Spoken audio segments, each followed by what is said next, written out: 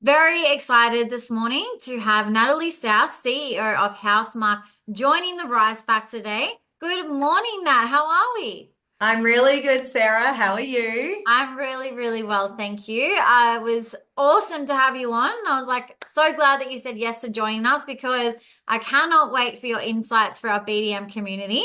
But before we get into today's conversation, Nat, I don't think you need much of an introduction because you are a phenomenal leader in our industry. But for those that don't know you, tell us who Nat is.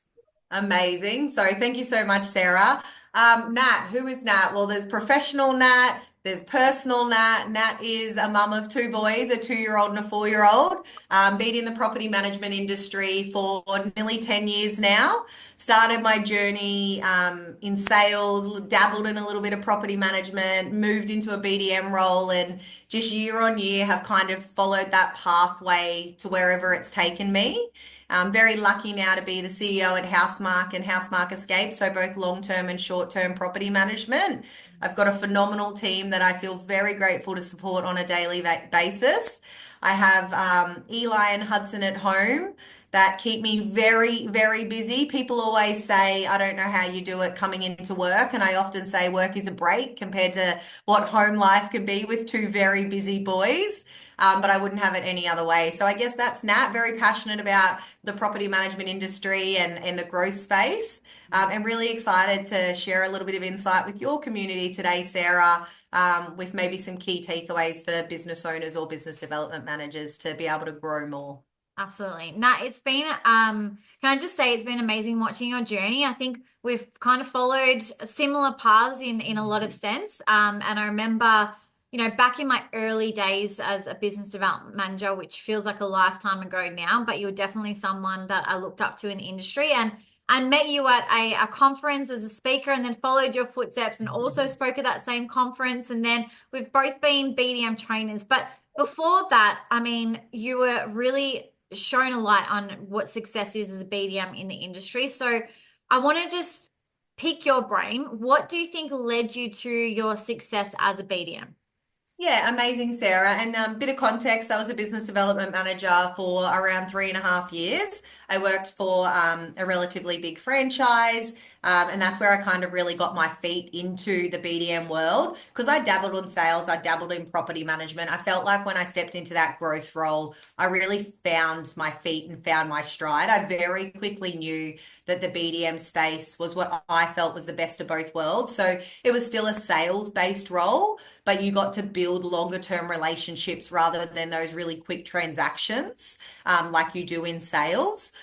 In my time as a BDM, just shy of 900 managements, and year on year that got more and more. So year one was 180, year two was in the 200, year three was north of the 300. So it was really building those fundamental foundations, those relationships, those connections in my community, delivering a really good service and creating those raving fans that year on year allowed me to do more without by year three actually having to increase that exponential outbound activity because I'd kind of built those really strong foundations. Yeah, I love that you touched on that, Nat, is the foundations because I think some BDMs would have an expectation that they're just going to run straight away. And look, there's definitely certain things that you can have in place and from a business standpoint as well to help them be able to run. But it does take time. Like, I didn't just jump into bed with my partner the first night I met him. So you got to build that trust and relationships first, right? Absolutely. And I always say, like, it's a minimum 3-month pipeline Yeah. from when you first start to move through that activity. And I've always been really big as a BDM, as a coach, as a consultant with my own growth team. The numbers don't lie. Don't focus on the numbers, focus on the activities and those really deep connections. And if you do that and provide a really good level of service, in time, those runs on the board will start to happen and they'll start to happen more consistently. Great advice, Nat. And what about, can we touch base on perhaps a challenge that you faced during your time as a BDM? Is there a standout for you, like, yeah, that was really hard and how you overcome that challenge? Yeah, absolutely. Look, I think like most people, Prospecting is not the most desired activity, but it is ultimately something that does need to be done on a daily or weekly basis. So, my background made me pretty resilient in getting a no. So that didn't, that was probably something that was still a challenge, but was a lot easier for me than what I've seen across the industry. It's probably one of the biggest fears and one of the biggest roadblockers in people having that success as a BDM because it does require that outbound activity. So for me in the role, that was probably the most challenging, even though I was quite comfortable to do it, but it was something I definitely noticed you had to be consistent with.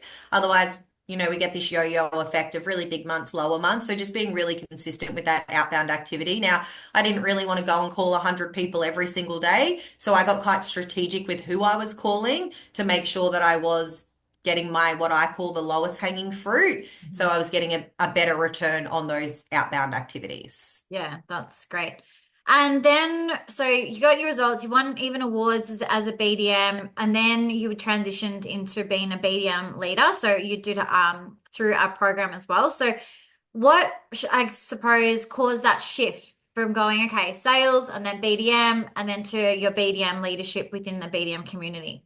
Yeah, so I went on maternity leave 2020 in September, and there was running bets in the office about how long I would take off for maternity leave because I was like, I'm taking 12 months, that's it. I want to take time at home. They had bets on how long, and listen, I was wrong. They were right. But I didn't go back into the role as a BDM. I had someone approach me. Terry at PM Excite approached me and said, "Hey, you've done a phenomenal job in the growth space. We feel like there's a gap in the market in terms of industry training and knowledge specific to growth and BDMs, and we want to fill that gap. Would you create a growth program?" At that stage, I had a 10-day-old baby. But in true Nat South style, I took the challenge on and I started creating this program. I said yes to the coaching program for a couple of reasons. One, it was a step outside my comfort zone, but I was always someone as a BDM who was very open to sharing what I was doing. People would often say to me, "Why are you meeting with a BDM in your same area?" Well, I think hats off to you. If you're willing to go and do the work, and be really good at what you do, you should have success. So I took that same mentality into my coaching.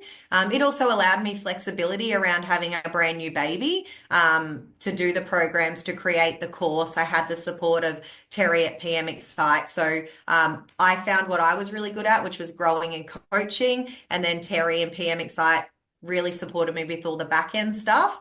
And then I was able to take what I knew to a wider network of the BDM community and help them have a lot of success as well. And for me personally, I'm a better mum if I'm professionally performing in a way that makes me feel like I'm sharing and collaborating. So that made sense for me to take that next step into that coaching and consulting world. Yeah, beautiful. And I think so many, mums listening will resonate with that, Nat. And I think, when back in the day when I started as a BDM, there was definitely more of a competitive nature to the BDM role. I think that's definitely changing now.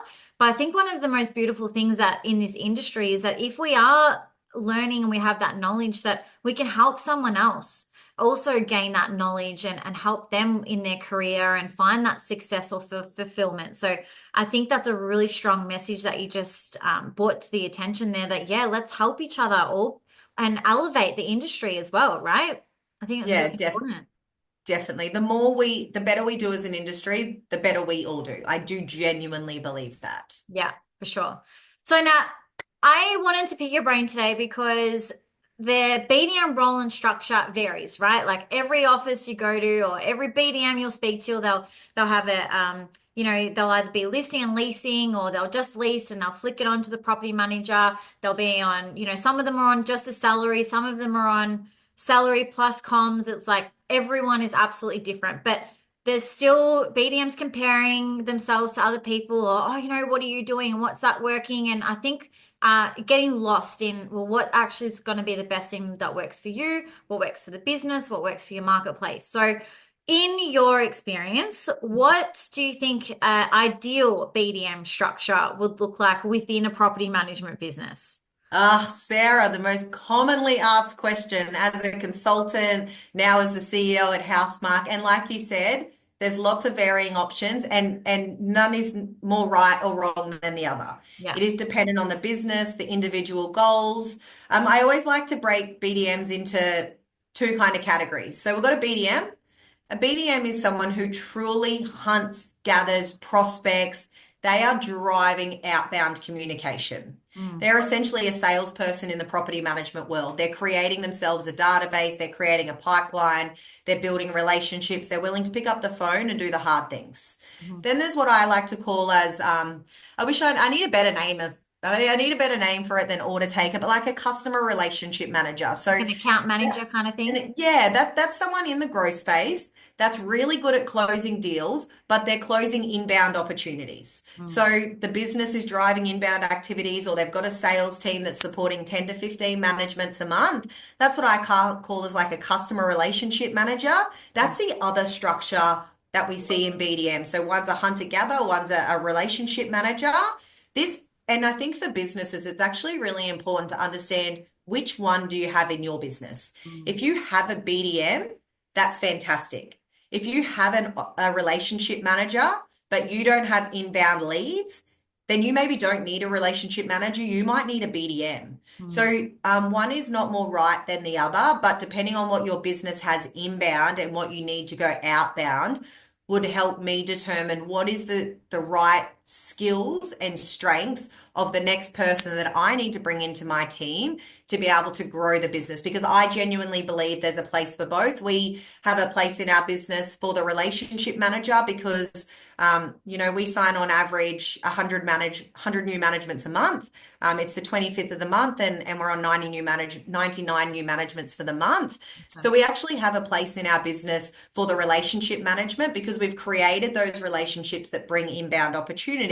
But Mm. then we also, to help continue to drive that new business, have three people in our business that are driving the outbound activity. So they're going and doing the relationship buildings, and they're true BDMs. And because of their skills, their strengths, their hustle, their hard work and determination, two of those three people have built their own business in a new location alongside the Housemark team. So we're supporting them to move from BDM to business owner within a business. Yeah, for sure. I love that. So many touch points there, Nat, and I think that's really great takeaways. And I guess as well, the other thing I want to touch on then is what is the motivator for the person who you're hiring? Like, do they want to eventually have a team of BDMs that, they can train and then you've got like a full powerhouse, or do they want shares or partnership in the business, like what you just said? Because for me, that was where I got to now, within my BDM career. I was like, okay, well, what's next? Because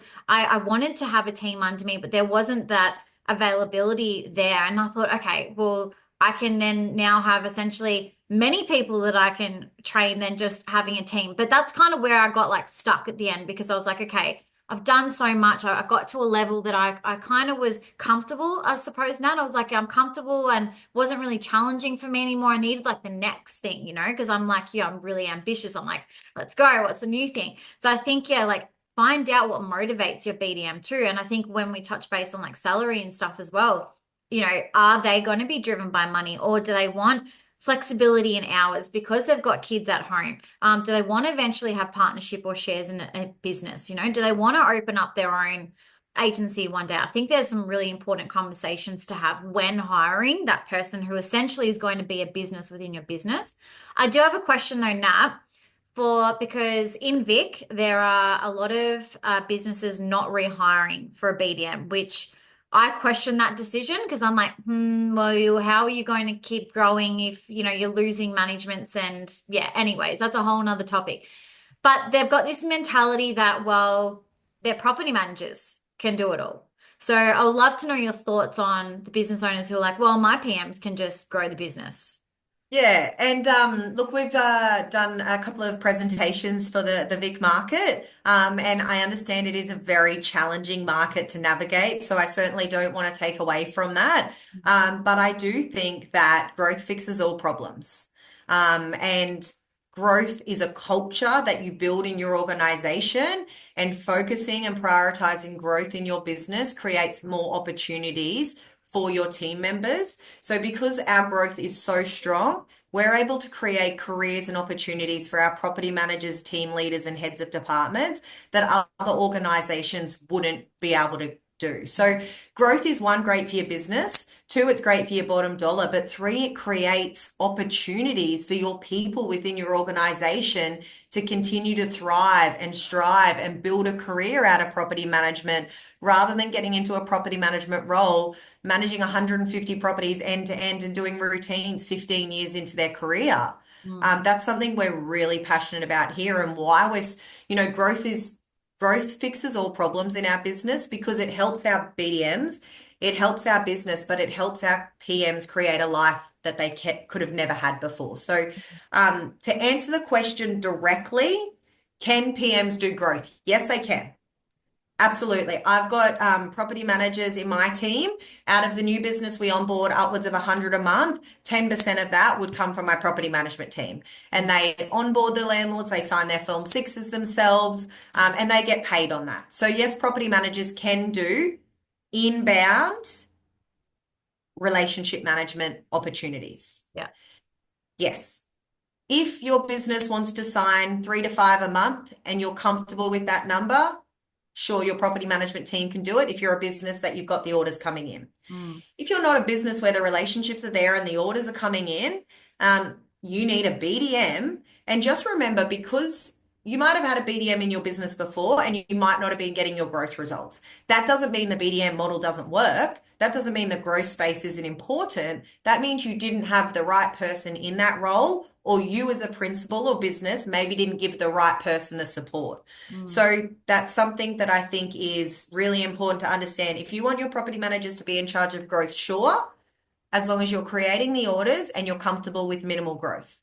Yeah. And maybe that growth isn't going to be outweighed by your losses. If you want to be a business that wants to grow and create more opportunity for your BDMs and your team, then you need a BDM in the business, and you probably need a BDM, not a relationship manager. And that's got a different set of skills. Or get yourself a coach, aka Sarah, that will teach your BDM how to be able to identify and prospect those opportunities to make sure that your business is growing. Yeah. So many valid points in that. And I think, like what you said, there's opportunities, for both, but it's just identifying that, because right now, when you look at some, organizations that, essentially they might not need a BDM. They might need more of a relationship manager or someone that closes leads because they've got that healthy stream of leads coming in. We're talking about, relationship partners, SEO, or you're running some sponsored ads, whether that's on REA or domain or whatever it is, or just through Google. So there's so many different strategies, and we look at, well, where are you getting the leads from? But I would say if your business isn't getting healthy leads coming through, then you definitely need a BDM, right? As opposed to a relationship manager. I love that you identified, that role, because it was just the other day we were talking with someone about, is it the BDM's responsibility for retention of these properties? And I think for me, when I was a BDM, I actually had to pay my com back if we lost any properties within 6 months. And to be honest, Nat, I was furious about that, because whilst I was being a BDM and going out and doing all those outbound activities, I questioned whether it was my responsibility to retain. Didn't mean I didn't contact those owners, I did. But you're paying me at a level that you want me to grow the business, and you also want me to manage the relationship. It was a bit blurred. So, what do you think about that? Like, do you think it is a responsibility of a property manager then to make sure they are maintaining and retaining that management? And then could they be compensated then for the lifespan of that client within the business if, they stay with the agency for quite a long time? Yeah, great question. Look, the BDM's responsibility is to explain what Housemark can do or what the agency can do. It's to manage expectations around what they can expect to get their property rental ready on the market and what to expect throughout the lifetime with our team. It's not over promising and under delivering. We do believe it's the better we manage expectations, the better the delivery of service is going to be for that landlord. It's the business development manager's role to have built ideally such a strong relationship that if that landlord is unhappy with the services of the property manager, that they're coming back to the BDM first before they give a notice of a notice to change agencies. Our BDMs aren't penalized on that unless within reason. If these Mm. guys stitch up our property management team and give them a house that doesn't meet minimum housing standards and they terminate within 30 days, maybe you're not getting your comms on that. But otherwise, the BDM's role is to grow, to go and build relationships, to close deals, and to manage expectations. Then Mm. it's our property manager's role to build relationships and have really strong connection with our landlords. We've got a model that's being built around landlord communication. So at Housemark, Brilliant. we believe in having everyone in really specialized roles and getting everyone doing what they do really well. We don't believe a senior property manager's best use of time is going out and doing 20 routines a week. We Mm. don't have our senior property managers doing routines. We want our senior property managers managing maintenance, communicating, negotiating. Same as our BDMs. Our BDMs don't put advertisements online. They don't process applications. They don't do their own Form 6s. They don't enter their properties into Property Me. Our BDMs meet 15 people a week. They have face-to-face relationships. They pitch and they close deals. Yeah. That's all they do. I love that you just said that. I remember the first time Jono and I did a webinar together, we were talking about how VAs can help with BDM. And I was like, if I had a dedicated VA when I was a BDM, I 100% can say I would have almost doubled my listings a month because I wasn't leasing properties. I was still involved in the leasing process, meaning that I had to look over applications. I had to call the tenants, being like, hey, congratulations, your application's approved. Not good use of my time when you're paying me to grow your business, right? So I love that, what Housemark and the model that you have is definitely structured around what people need to be specialized for and where they can get the best ROI from your team, right? From a business standpoint too, Nat, like from a, profit and loss perspective, we need to go, okay, well, how much are we, putting out to, and what's the ROI back as well? So I love that you mentioned that. Definitely. And I think you mentioned before about like understanding what do people want and building structures around them. And I think that's really important when it comes to leading people and growing businesses and growing locations. For us, it's about identifying the best people in the business and then giving them the support network of what they need and really empowering them. Nick, our associate director of our Gold Coast location, 3 years ago, he was a sales agent, dabbled in BDM. Now he's a business owner on the Sunshine Coast. Jordan Slinger, the #1 agency in Ray White Group, had been a BDM for a very long time, just signing, sealing, and dealing. Much like you, got to the cat, where do I go? What do I do? He's now a business owner in the Sunshine Coast location. So, for us, we've got 3 more locations we want to build out through 2025. So we need to find the best people. We need to give them the resources. We need to empower them. We need to support them, and then we need to get out of their way to allow them to do what they do really well. Yeah, I love that. And I think yeah, take note. And I'm sure there's going to be lots of directors listening to this as well, but BDMs, I think what I want to encourage true Nat is that you need to be aligned with the right business as well as a BDM. And I think that's an important message. Like if you're not getting the support or you're scratching your head going, well, what resources is Nat and Sarah talking about? Well, first of all, reach out and we can have a chat to you, but definitely need the right support and definitely need the resources to be able to feel confident in going out and representing the business and the property managers. I think that's huge. And I'm sure that the BDMs within your organization that would absolutely have 100% confidence that when they go out and they're representing Housemark and the business and their property managers, absolute utmost confidence with going, this is what you get and backing that up, right, with what you do. And I think that's so important for a business and BDMs to be able to have that confidence. Definitely. And then, like, I think it's important that understanding every BDM is a different stage of their journey. So, Jordan Slinger, he's world class at what he does in that BDM space. And he's done it for a very long amount of time. I got a new BDM joining me next week. So her journey is going to be a little bit different because she's at a different stage of her career. I just had a BDM that joined me, no BDM experience, being a senior property manager at an LJ group. Month 3, he signed 51 managements with our agency. So Amazing. everyone's at different stages of their journey. And it's really important as business owners, principals, directors, that your BDM and your property management team are treated like a sales team are. And Sarah, I've said it time and time again.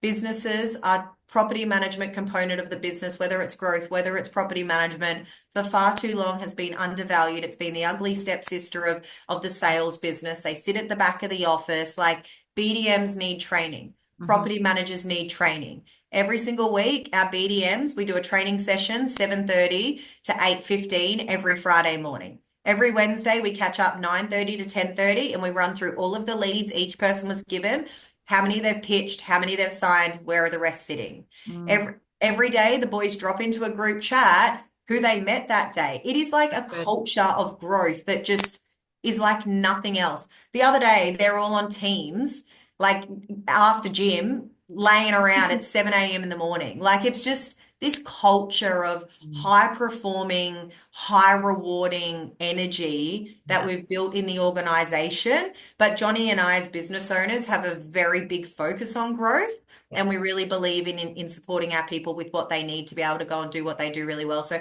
I speak at normally I do about a conference a month still, just supporting Wingman Group who we work alongside. And one of the biggest things people say is, how do I get my BDMs growing? How do I get my PMs managing more? We'll give them more support. So exactly what you said, Sarah, you could have doubled your numbers Mhm. if you had some assistance from a remote professional. Mhm. So as a principal, what more support can I be giving, training, skill, assistance wise to a BDM? Or maybe they're not the right person. That is also sometimes the answer as Sure. well. But Yeah. if you take away all the non-dollar productive activities, they can't hide. So it kind of very quickly shows you where the next steps are for that growth in your business. Yeah, absolutely. I think there's so many takeaways here, Nat, and it's absolutely great to get, your insights from, not only being a BDM, but having trained BDMs nationally and internationally, and now being the CEO of a very, very, high performing and profitable property management business. I want to highlight that as well, because a lot of sales directors go, oh, well, it's just property management, but you need to understand your profit and loss to have a very profitable property management business, because there's a lot out there now, and they are the ones who are really dedicating time to make sure that the service is there, the resources there, the structure is there, and looking after the culture. And I think that everyone that knows Housemark can see it, right? You can see the culture, but then meeting people from your team as well in person, you can then feel it. It's exactly the same wherever you go. So I think that's just a perfect example on getting the right people who are also as passionate about the business that a director or CEO is too. I remember, fresh in the industry, I think was it nearly 2019 as a BDM, I had a list and I still have this list. And on this list was about 20 things in my first 6 months as a BDM, like all of these ideas.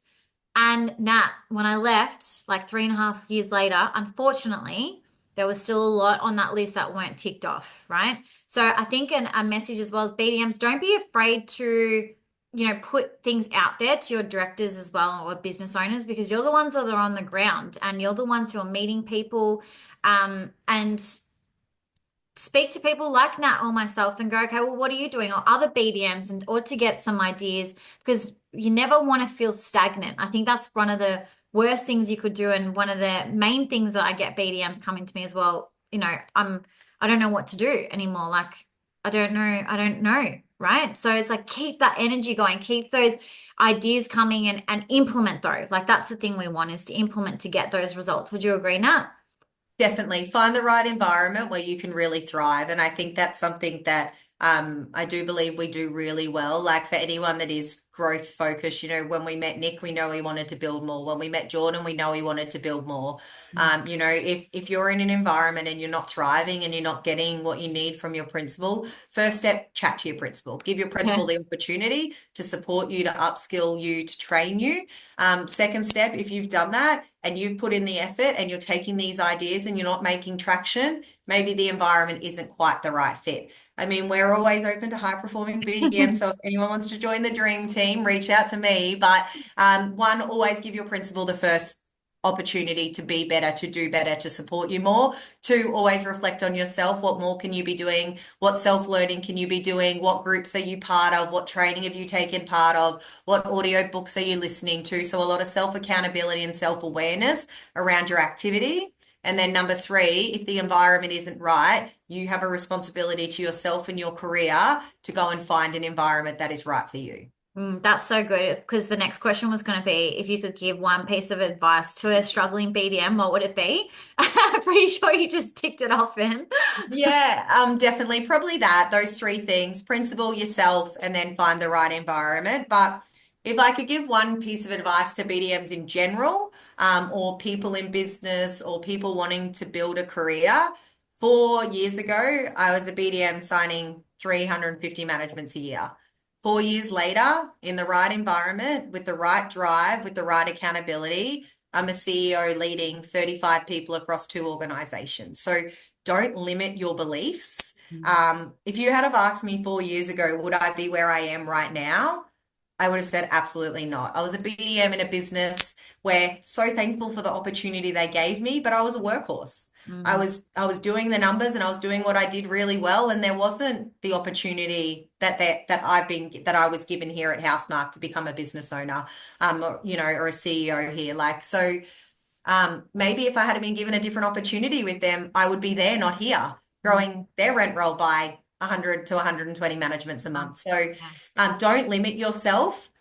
For me, like, when I met Johnny, I knew that this was the only business I wanted to be part of, and it was something really special. So I found the right environment, I found the right person and the right team to be part of. But Mm. then I also take a lot of self accountability. I work really hard.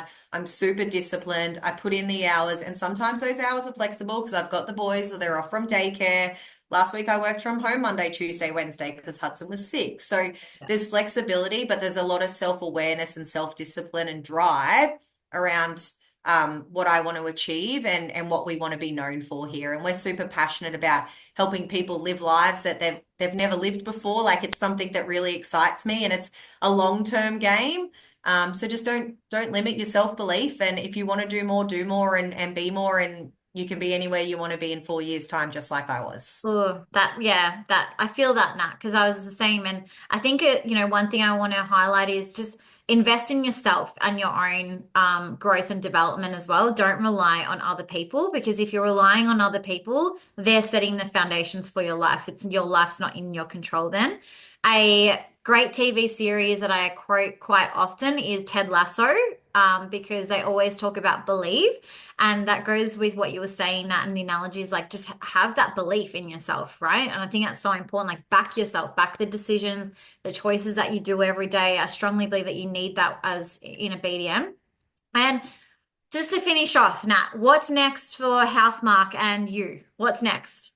Oh gosh, I'm sure I should have some more clarity around Well, that. you said you're expanding again this year, well, hopefully We 2025, some new Abs office well, locations. not hopefully, we absolutely will. We've Okay. obviously got to find, so we want to step into three new locations. We've already got presence in those locations, but I'm looking at a minimum for those next two locations in the West, and through to that Logan pocket this year to take two new BDMs on their kind of journey to business ownership. We have a mentality here that we do more together. So a Mm, lot of people are really closed-minded, like I need 100% of I need 100% of the pie, but it gets you very short term, might get you short term results. It doesn't get that mm, longevity, and that, it's fun doing things with people you together. really enjoy. Like I love Nick, I love Jordan. Like Yeah. we actually genuinely enjoy each other's company. So for us in 2025, which is crazy, it's already the end of February. Hmm. We've got a goal to net 100 a month. It's a big goal, but I have absolutely no doubt we can do it. We're not too far off it. Okay. And then we have a goal to have stepped into two new locations with two new BDMs that are looking to kind of expand their career. And then we've obviously opened our short-term letting business, and that only opened at the end of last year. So really supporting Housemark Escapes get off the ground with the processes and fundamental foundations. Because for us, we're a referral-based business. We build our business off other people recommending us. So Yeah. we have to be able to give those foundations and create that level of service so we can continue to be a good recommendation of a good representation of people's recommendation. I love that. Nat, I just want to say thank you so much for joining me today. I knew that it was going to be nothing short of amazing. It always is amazing with you. But congratulations to you and the Housemark team and all that you do for our industry as well. And always just being so supportive. I think it's perfect example of two BDMs that were in the industry and followed each other's path, and now here we are still on similar but same path kind of thing. And I just think it's absolutely great just watching you and thrive. So I just want to say a massive well done to you. And absolutely to you, Sarah, as well. There's not many people that are up there shouting from the rooftops about supporting BDMs and the BDM industry and growing more together. So you're doing a phenomenal job. Your journey has been nothing short of amazing. And I see all your rises and everything you're doing. Keep doing exactly what you're doing, and we'll keep helping the industry start to level up. For sure. Thanks so much, Nat. And as always, team, keep rising.